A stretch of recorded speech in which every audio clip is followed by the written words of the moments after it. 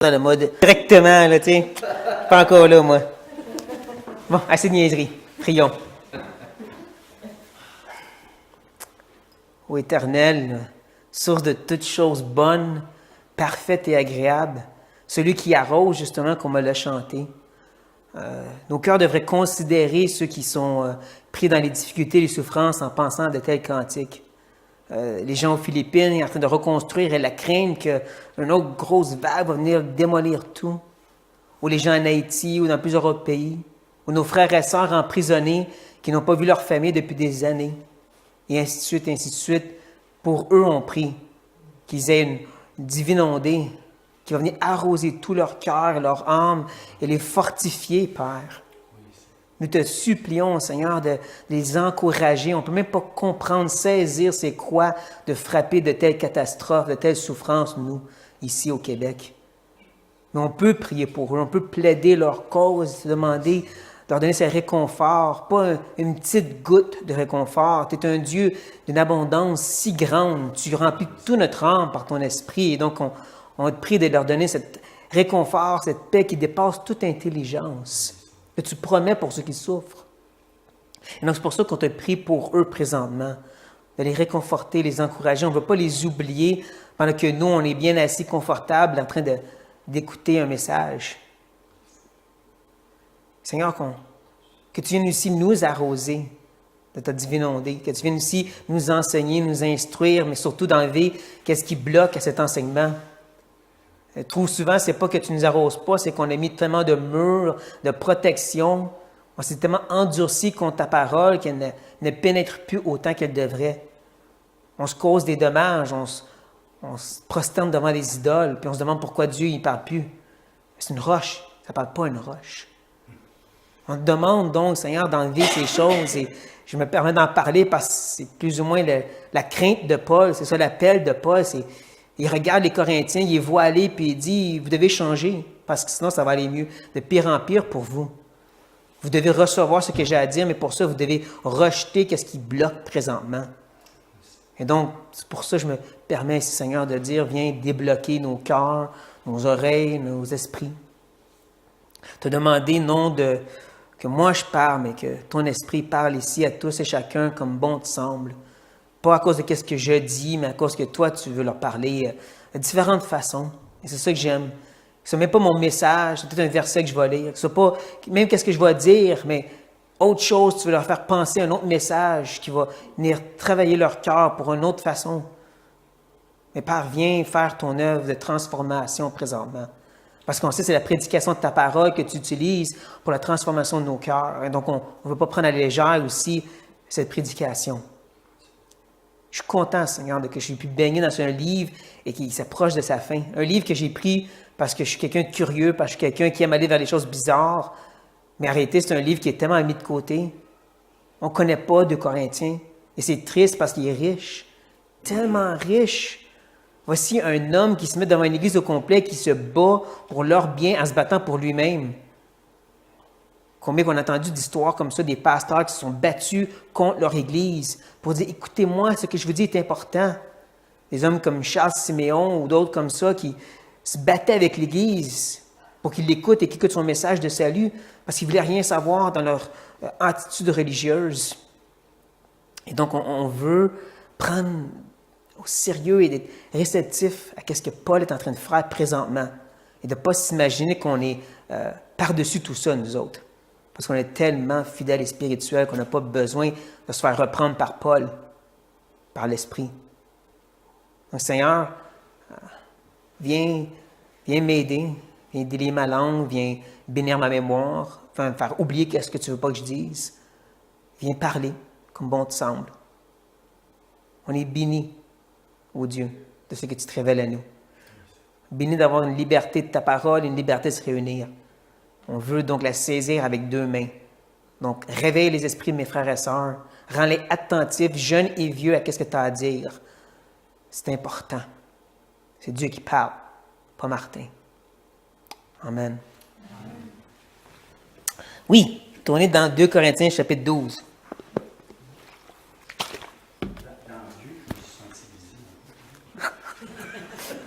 Non, toi, tu étais jeune. Oui, ce soir, on va terminer le chapitre 12, comme mon frère a dit. J'aimerais qu'on va finir les arguments de Paul. Rendu chapitre 13, Paul va tout simplement leur dire, faites votre choix. Ça passe ou ça casse. Tout ce que j'avais à dire, ça passe ou ça casse. Donc, le chapitre 12 en soi, plus qu'on est arrivé à la dernière des arguments, je pensais que c'était bon qu'on retourne vers les autres arguments de Paul. Se rappeler un peu où Paul il s'est promené. Ça commence au chapitre 3, où il leur dit, la vieille alliance est finie, nous autres, c'est la nouvelle alliance. Là, il arrive au chapitre 4, où il dit, moi, j'étais prêt à être brisé pour vous, parce que c'est ça la vie chrétienne, d'être brisé. Mais là, il arrive au chapitre 5, puis il leur dit, oui, mais on s'en va au ciel, donc on ne fait rien si ça brise. Et c'est là qu'il se permet de dire, puisque je vais aller devant le tribunal de Christ, je vais vous dire que ça ne fait rien qui me juge, parce que je sais que je n'ai rien fait de mal. Rappelez-vous des critiques. Ensuite, rendu vers chapitre 6, il revient encore à la charge, puis dire, je suis prêt à être détruit pour vous. Je vous aime à ce point-là. Je vous ferai mes entrailles pour vous, donc séparez-vous des faux, puis revenez à moi.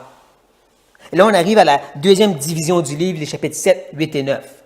Où est-ce que Paul va changer sa méthode? Il va faire du renforcement positif. Au chapitre 7, il va dire tout simplement, je suis content que Dieu vous donne la repentance. Gloire à Dieu. Chapitre 8 et 9, c'est la collecte, puis oui, Paul met un accent sur donner plus, mais au chapitre 9, il va leur dire, votre zèle de préparer depuis l'année passée, c'est qu'est-ce qui a motivé les Macédoniens de donner au-delà de leur pauvreté. Donc, bravo Corinthiens. Et c'est là que tout change. La grande fracture, la dernière division du livre, où que Paul frappe sur la chair, les pointe du doigt et dit « Hey, faut que ça change! » Les 6 premiers versets du chapitre 10, c'est Paul qui dit « Si je viens, je le souviens qu'un 2 par 4. Je vais détruire les forteresses. » Je vais surtout m'attaquer à l'alpha des super-apôtres, où tous ceux qui se disent justement « C'est nous la mesure. » Non, c'est Christ qui décide la mesure. Et c'est celle que moi j'ai suivie. Ça finit le chapitre 10. C'est même le chapitre 11 que Paul dit « Si vous avez besoin de pétage de bretelles, de quelqu'un qui se glorifie, je vais le faire. Je suis meilleur que tous les super-apôtres. J'ai plus souffert qu'eux autres et j'ai même été au 3e ciel. Ouais, j'ai parlé face à face avec Dieu. C'est tellement intense, quand je suis revenu, Satan m'a sauté dessus. Puis j'ai dit, continue, Satan, ça ne fait rien. Paul, es-tu fou? Oui, je suis fou, puis c'est de votre faute. C'est de votre faute parce que vous avez vu les signes de mon apostolat, puis vous n'avez pas défendu. Non, à place, vous avez chialé. Vous avez dit, Dieu, Paul, il n'a pas assez donné. Et la seule chose que je n'ai pas donnée, c'est une facture. Je suis désolé pour ça. Avec un petit doigt dans les airs parce que justement, il est sarcastique quand il dit ça. Mais c'est là qu'il change encore puis qu'il devient plus émotionnel, qu'il ouvre son cœur puis qu'il dit « Non, mais c'est parce que je vous aime comme un père. J'étais prêt à tout donner pour vous. » Puis ça, vous le reconnaissiez l'année passée. Qu'est-ce qui a changé? C'est ça qui nous amène au verset 19 à 21. Là, à la fin de tout ceci, où est-ce que Paul va leur faire comprendre que toute cette épître a comme but, et ce but, c'est parce qu'il craint pour eux. Qui m'amène à poser une question. Est-ce qu'on craint pour nos frères et sœurs? Regardons ça ensemble. Verset 19. Vous vous imaginez depuis longtemps que nous nous justifions auprès de vous. C'est devant Dieu, en Christ, que nous parlons. Et tout cela, bien-aimés, nous le disons pour votre édification.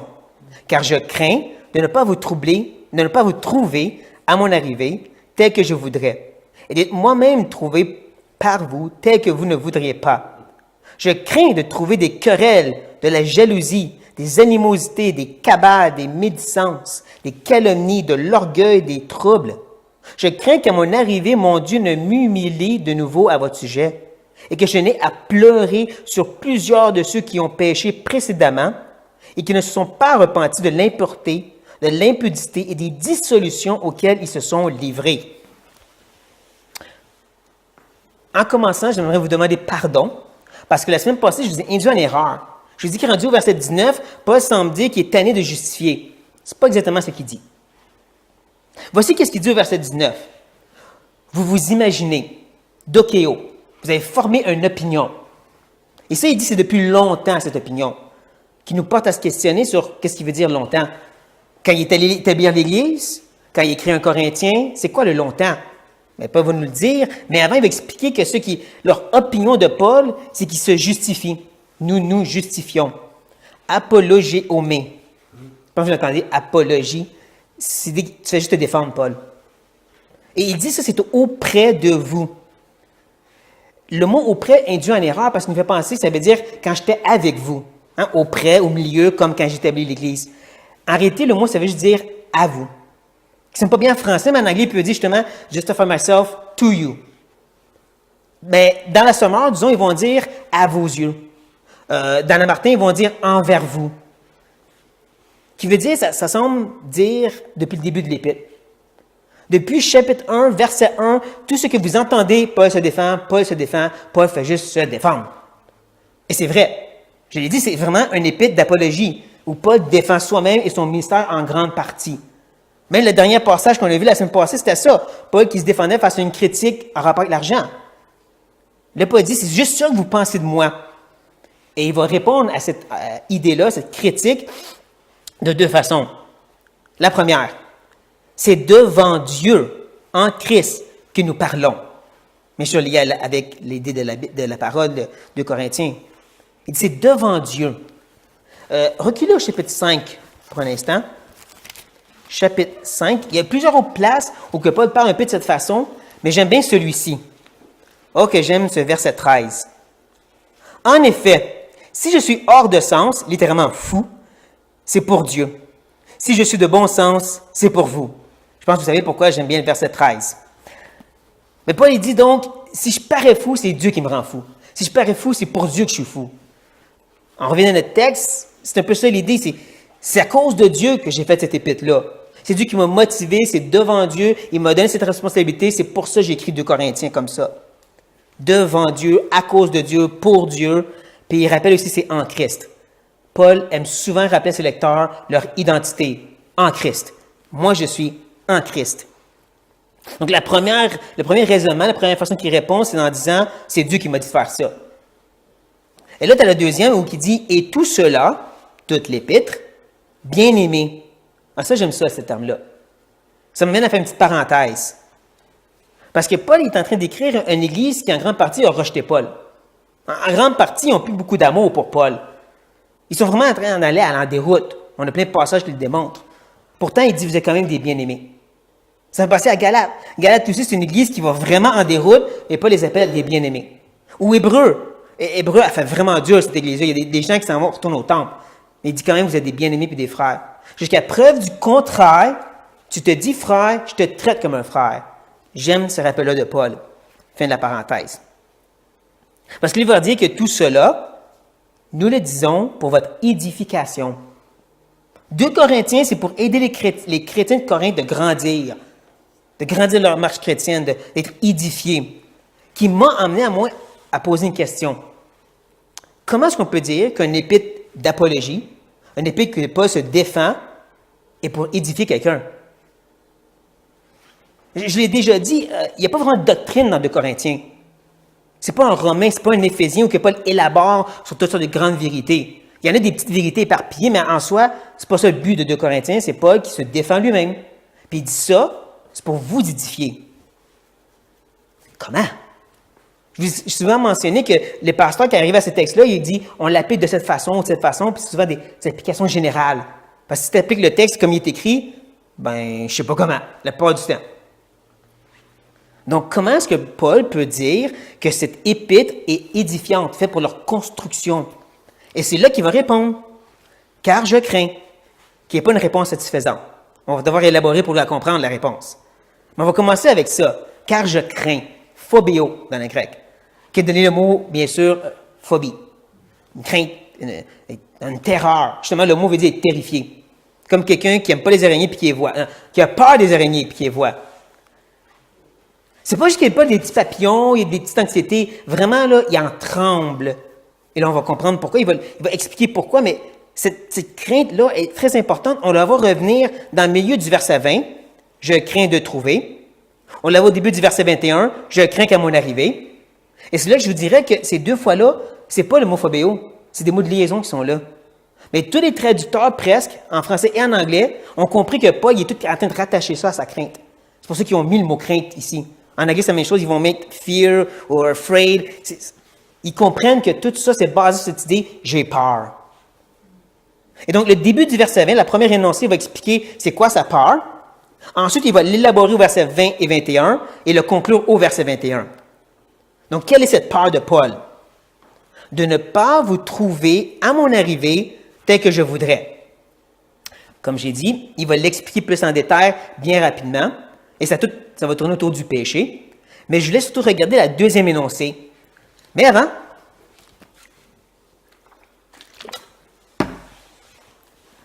donc la deuxième énoncé, Paul dit, est d'être moi-même trouvé par vous tel que vous ne voudriez pas. Oh, ça n'a pas l'air trop beau, ça. Il faut se rappeler que quand Paul est arrivé à Corinthe la première fois, là, quand il a établi l'Église, il dit lui-même, il était sur le crainte et tremblement. Il paraissait tout faible. Il prêchait juste Christ et Christ crucifié. Il n'avait pas essayé de faire des gros débats de mots, là, à tel point qu'il y a des gens qui ne critiquaient pas, disant il n'est pas capable de débattre. On a vu dans 2 Corinthiens, il est capable de débattre. Mais tout ça, c'est qu'est-ce qu'ils ont vu de Paul au début. Mais là, depuis 1 Corinthiens, qu'est-ce qu'il dit? Si je viens avec un 2 par 4, avec la verge, je vais frapper, je vais bûcher, la puissance de Dieu va se manifester. Et quand il dit puissance, là, c'est pas juste je vais bien parler, hein. C'est le même Paul qui dit à Élémas, tu vas être aveugle. Boum, il est aveugle. Qui dit à la femme avec un esprit de python, sors de là, puis le démon, il sort de là. Quand Paul il arrive à Corinthe, si ça n'a pas tout réglé, ça se peut qu'il dise tout le monde qui ne veut pas écouter Dieu, aveugle. Boum, tout le monde aveugle. OK, on a peur là. Ah, ça commence à nous chicoter un peu. Donc, quand les Corinthiens vont faire ça, ils vont dire, wow, ça c'est pas le Paul qu'on a connu il y a une couple d'années. Qu'est-ce qui se passe avec Paul? Je vais donner un exemple un petit peu concret. Je ne peux pas me rappeler la dernière fois que j'ai vraiment élevé la voix pour me chicaner avec quelqu'un. Je peux compter sur moi-même le nombre de fois que j'ai vraiment crié dans une chicane. Je pense qu'il n'y a personne ici qui m'a vu faire ça. Hein? Je me rappelle, je ne pense pas que non. Donc, imaginez-vous que dimanche prochain, je commence à m'engueuler avec quelqu'un, je crie et tout. Tu vas dire, wow, il y a quelque chose qui se passe ici parce que Martin ne fait pas ça. C'est ça l'idée avec Paul ici. Il va se passer quelque chose, puis il va dire, wow, ça, c'est pas le Paul qu'on a connu. Là, il va nous expliquer pourquoi il va réagir comme ça. Il va réagir comme ça à cause, premièrement, il pense avoir des querelles. Techniquement, le mot veut dire chercher les querelles. Oui, c'est un péché de se quereller, de faire des chicanes, mais Paul parle vraiment de tu cherches les bébites, tu veux te chicaner avec les gens. Une disposition de cœur, en d'autres mots, qui va bien avec le prochain mot, jalousie. En réalité, le mot zélos, dans le grec, est neutre. Ça peut vouloir dire zéler pour faire des bonnes choses ou d'être jaloux pour toi-même. Bien sûr, on comprend ici que Paul parle d'être jaloux. Mais encore, comme je dis, c'est une disposition de cœur qui fait ça. À côté de ça, tu as l'animosité. Un peu comme le feu d'avant de jalousie, c'est l'idée d'un feu qui explose, comme un volcan. Tu te pompes, puis boum, tu exploses parce que tu as gardé ça à l'intérieur trop longtemps. Une rage contre les gens. Ensuite, tu as cabale. Je sais qu'en français, le mot veut dire un regroupement pour faire du mal, mais en réalité, le mot grec parle d'être un mercenaire. Et là, je vous rappellerai qu'un mercenaire, c'est pas juste quelqu'un qui travaille pour de l'argent. C'est quelqu'un qui ne fait pas quelque chose pour de l'amour, mais qui le fait pour avoir quelque chose. Donc, ça peut avoir du prestige, comme on l'a vu dans Philippiens chapitre 1. Vous savez, c'est ces gens qui faisaient exprès pour faire du trouble à Paul parce qu'ils voulaient prendre sa place. Puis le mot qu'il utilisait aussi, c'est l'idée d'un mercenaire. Il le faisait parce qu'il avait le prestige d'être bien vu parce que Paul n'était pas dans le chemin. Donc, on a les mercenaires. Après le cabal, tu as de la médisance. Ici aussi, je veux vous rappeler que médisance, c'est pas juste parler en mal de quelqu'un, présenter les fautes. C'est de le faire dans le but de faire mal paraître la personne. C'est ça la petite différence. C'est ça, encore, la disposition du cœur. Tu fais ça parce que tu veux démolir la personne. Qui va bien avec le mot calomnie tout de suite après. Qui en réalité veut dire de chuchoter des secrets. Justement, le mot grec, c'est quelque chose comme c'est 2, 3 chiches ensemble. Pour qu'on comprenne, c'est vraiment c'est des secrets pour détruire la personne. Donc, médisance, tu le fais ouvertement, puis l'autre, ben, tu le fais en secret. Et là, bien sûr, on a l'orgueil. Ça, on connaît assez bien ça. Donc, on va sauter au petit dernier, les troubles. Et je dirais que les troubles, c'est le summum de toutes les autres ensemble. Parce que le trouble, là, à la base, ça veut vraiment dire créer l'anarchie. Si toutes les autres sont permis, là, ça va créer l'anarchie. Si on retourne il y a 1 an dans 1 Corinthien, puis qu'on considère que si ça n'aurait pas été réglé par Dieu, puis l'Église continue de même, elle aurait éclaté. Ça aurait été l'anarchie totale, ça aurait été des divisions par-dessus divisions. Combien d'églises qu'on connaît comme ça? Donc, tout ça, Paul a peur, c'est qu'est-ce qui se passe présentement à l'Église. Mais c'est pas tout. Verset 21, il continue en parlant de sa crainte, puis il dit qu'à son arrivée, mon Dieu ne m'humilie de nouveau à votre sujet. Bien sûr, il ne va pas dire littéralement c'est Dieu qui va l'humilier. Il parle d'un cœur de pasteur ici. Justement, le mot votre sujet, c'est le mot pros dans le grec. Dans le grec, il y a 2 façons pour connecter des mots ensemble. Tu as soum, qui veut dire avec, comme j'ai acheté du lait avec des céréales. Et tu as le mot pros, qui est plus intime, qui veut dire un face-à-face. Par exemple, dans Jean chapitre 1, là, quand ça dit que la parole était avec Dieu, pros, intime, face-à-face. Et c'est ça que Paul utilise ici, là. C'est pas juste à cause qu'il y a une église qui fait du trouble, parce que vous êtes mon église, je vous aime, ça va m'humilier, ça va me décourager de vous voir totalement dans le péché. Comme je dis, c'est vraiment le cœur d'un pasteur, mais pas besoin d'avoir le cœur d'un pasteur. Je pense qu'il y en a ici qui comprennent exactement qu'est-ce que c'est d'être s'investir vers quelqu'un, puis de voir, partir. Puis de dire, qu'est-ce que j'aurais pu faire de mieux? Qu'est-ce que j'ai fait de mal? De sentir ce découragement, cette humiliation, on ne comprend pas, donc. Puis il n'a toujours pas fini. Parce qu'il ajoute, et que je n'ai à pleurer. Littéralement, se lamenter. Ça parle des lamentations d'un deuil ici. C'est fort, là. Paul ne dit pas juste je vais pleurer, il dit carrément je vais faire un deuil sur l'église de Corinthe. Wow! Si vous reculez au chapitre 11 un instant, je vais vous relire les versets 3 et 4. Toutefois, de même que le serpent séduisit Ève par sa ruse, je crains que vos pensées ne se corrompent et ne se détournent de la simplicité à l'égard de Christ. Car si quelqu'un vient vous prêcher un autre Jésus que celui que nous avons annoncé, et si vous recevez un autre esprit que celui que vous avez reçu, ou un autre évangile que celui que vous avez embrassé, vous le supporterez fort bien. Gorgée. Je ne sais pas pour vous, mais moi, ça, c'est un langage d'apostasie. C'est le même sorte de langage qu'on lit dans Galates. J'ai peur de travailler en vain pour vous. Vous comprenez, un autre évangile n'existe pas. C'est comme le langage dans Hébreu. Où est-ce que ça dit, si tu foules aux pieds le sang de Christ, il n'y a plus de sacrifice pour toi, c'est fini. Donc, quand Paul il parle de deuil, je pense qu'il est assez sérieux ici. Il a vraiment peur d'arriver à l'église et de voir, tous ces gens-là ne sont pas à Christ. On comprend pourquoi il est humilié, on comprend pourquoi il a peur comme ça. Et là, justement, il dit que il va pleurer sur plusieurs de ceux qui ont péché précédemment et qui ne se sont pas repentis de l'impureté, de l'impudicité et des dissolutions auxquelles ils se sont livrés. Je pense que vous saisissez que ces trois termes de péché sexuel sont généraux parce que Paul il veut juste les multiplier ensemble pour dire que c'est vraiment la débauche totale. Un peu comme les termes du verset 20, c'est pas les seules choses qu'ils pensent trouver, c'est juste, ça va être la cacophonie totale, ça va être justement les troubles ou l'anarchie. Donc, si on se rappelle de Corinthe, un des problèmes, c'était justement les chicanes, puis l'autre, c'était les problèmes sexuels. Et moi, je dirais que 1 Corinthiens 5, on peut comme l'exclure parce que cet homme s'est repenti, selon ce que je comprends de 2 Corinthiens 2. Mais chapitre 6, il allait vers les prostituées du temple. Ou chapitre 10, où est-ce que c'est un père qui prenait la coupe des démons. Je pense pas que c'était juste qu'il prenait une coupe de vin au temple. Parce que si tu vas au temple pour fêter, il y avait plus que juste une coupe de vin. Les gens croyaient littéralement que si tu couchais avec une prostituée du temple, tu couchais avec le démon ou la divinité. Donc, coupe des démons, là, c'est assez intime. Et Paul, il a peur que c'est ce qui se passe encore à Corinthe. Et là, si vous avez lu mon blog, je sais qu'il y en a un ici, peut-être deux, en tout cas. Et aussi, vous lisez le verset 21, vous allez vous dire, attends une petite seconde, il y a quelque chose qui ne marche pas. Parce que Paul, il dit qu'il a peur qu'il n'y ait pas de repentance, si vous lisez bien comme moi, qu'ils ne sont pas repentis, mais au chapitre 7, il a dit qu'ils sont repentis. Puis c'était une vraie repentance de Dieu, là. Ça veut dire que c'est une contradiction. Puis on ne peut pas, comme chrétien, puis dire, c'est pas une contradiction, Dieu dit toute la vérité. Il faut lutter avec ça. Il faut essayer de comprendre comment Paul peut dire avec sincérité, je sais que vous êtes repentis, puis après ça, dire, vous n'êtes pas repentis. Et j'ai trois façons d'essayer de répondre. Premièrement, je dirais qu'il faut exclure les anti-Paul.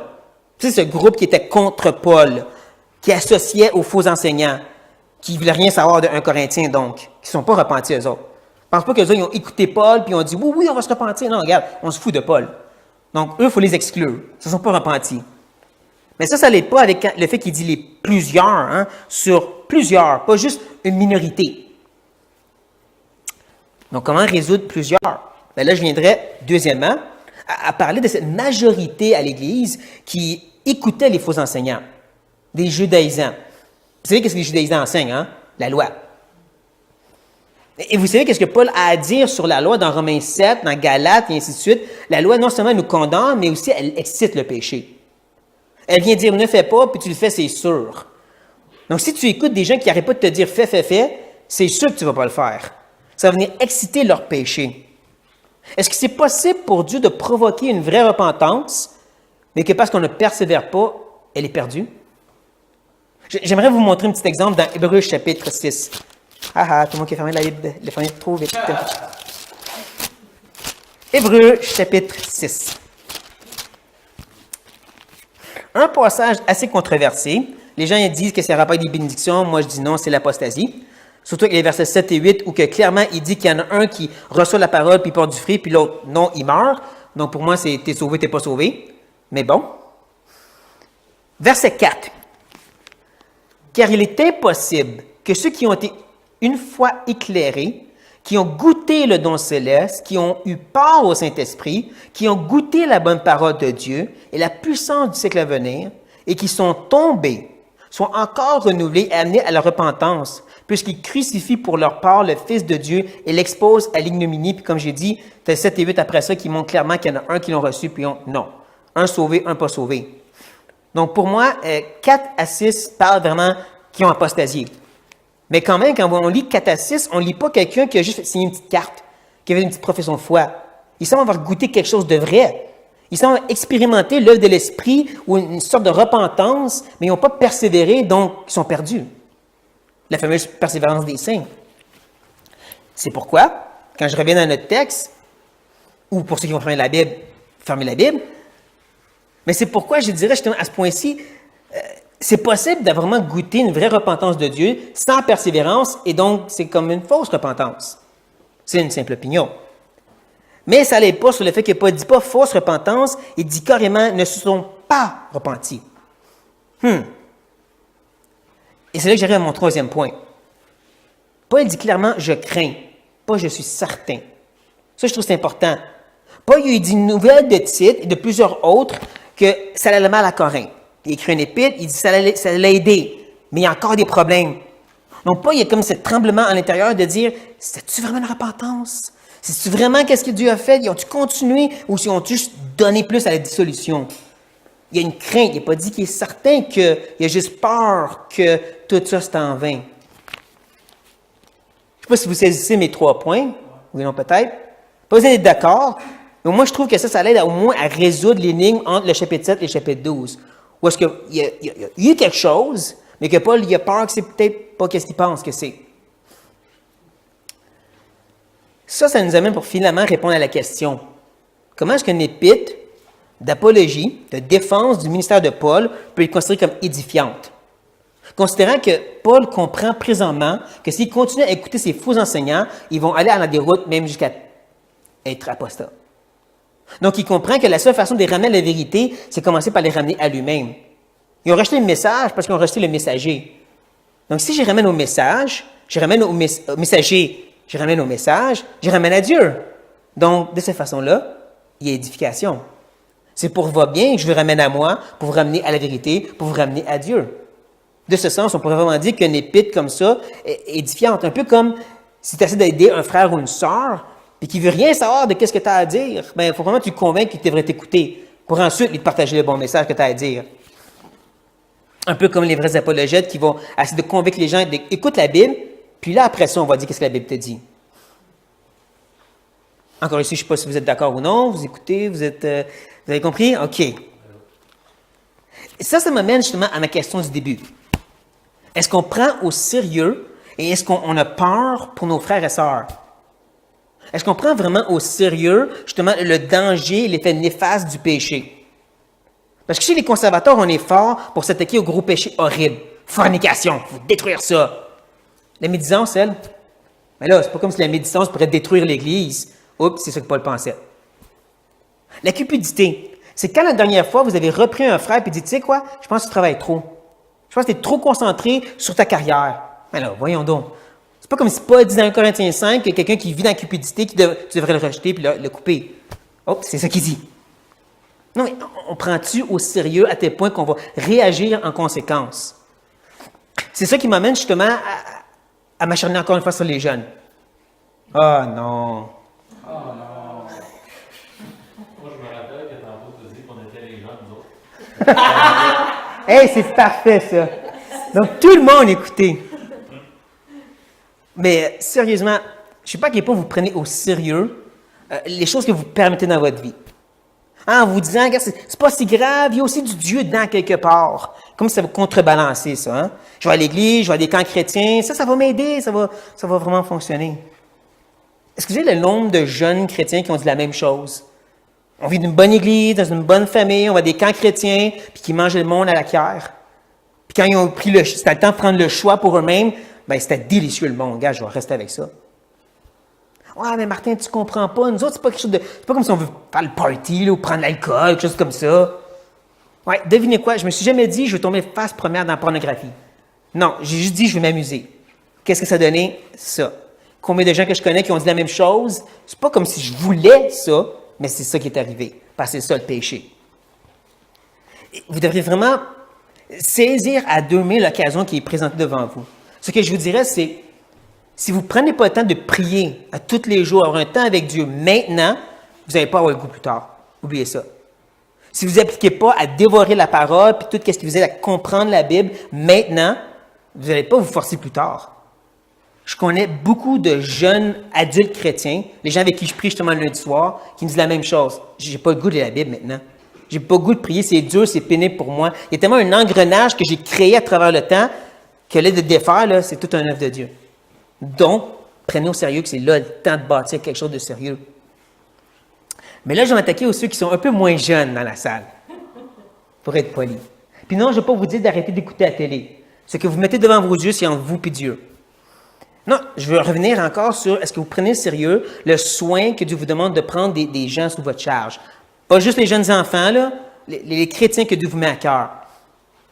D'être prêts à vraiment réagir en conséquence. Ou est-ce que vous vous dites justement, ben, regarde, c'est pas aussi grave que ce qu'ils font, là.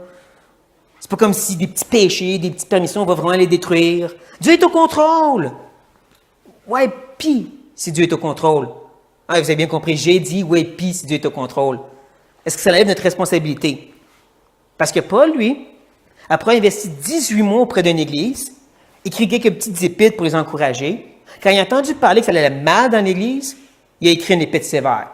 Il a brassé des cages. Il a envoyé une armée de Type et de Timothée pour aller les brasser. Il a écrit 2 Corinthiens. Il a prié pour eux, puis il a dit, s'il faut, je vais venir avec une verge. Pourtant, est-ce qu'il y a quelqu'un ici qui doute que Paul avait une bonne connaissance de la souveraineté de Dieu? Hein, je dis, c'est lui qui a été inspiré pour nous enseigner que Dieu est au contrôle de toutes choses. Je pense qu'il savait.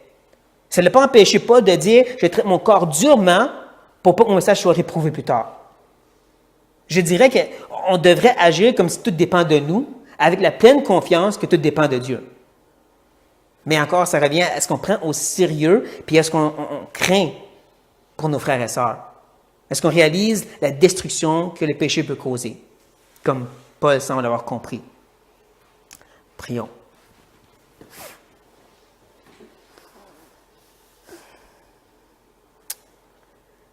Seigneur, qu'est-ce que je peux dire?